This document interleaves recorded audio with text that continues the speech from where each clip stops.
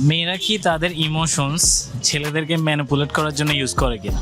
আসলে মেয়েরা ড্রিভেনই ইমোশন ওরা ইমোশন দিয়ে ড্রিভেন হয়। ওরা কখনো ক্যালকুলেটিভ কখনো ডিসিশন নিতে পারে না, লজিক্যাল ডিসিশন নেয় না কখনো। শুধুমাত্র রিলেশনশিপে যাওয়ার সময় ওরা ইমোশনালি ড্রাইভেন হয়, আর একটা সময় ওরা ক্যালকুলেটিভ হয় যখন বিয়ে করতে যাবে, তখন একটা মেয়ে ক্যালকুলেটিভ হয়। বিয়ে করার সময় তার সাথে সে বিয়ে করবে, তখন সে ওই সাপোর্টটা পাবে কিনা, যে সে লাইফস্টাইল মেনটেন করছে তার বাবার কাছ থেকে যেটা চাইছে সেটাই পাইছে। এখন ও যে যার সাথে বিয়ে করতে যাবে সে ওটা প্রোভাইড করতে পারবে কিনা, সব কিছু সে ক্যালকুলেট করে বিয়ের সময়। আর রিলেশনশিপের সময় তারা সবসময় ইমোশনালি ড্রিভেন, এভরিথিং আদার্স, মানে অনলি বিয়ে ছাড়া যত কিছু ডিসিশন আছে ওরা সব ইমোশনালি নেয়। তার মানে আপনি বলতে চাচ্ছেন যে মেয়েরা হচ্ছে যে বিয়ের সময় লয়াল ছেলে থাকলেও সে যদি রিচ এনাফ না হয় তাহলে তাকে ডাম্প করে। অনেক ফ্যাক্টরস আছে যেগুলা মেয়েরা কনসিডার করে বিয়ে করার সময়, দেন ওরা বিয়ে করে। আর কিছু এক্সেপশন তো থাকতেই পারে, যারা রিয়েল লাভ করে ওরা কোনো কিছু কনসিডার না করে যাকে লাভ করে তার সাথে বিয়ে করতে পারে।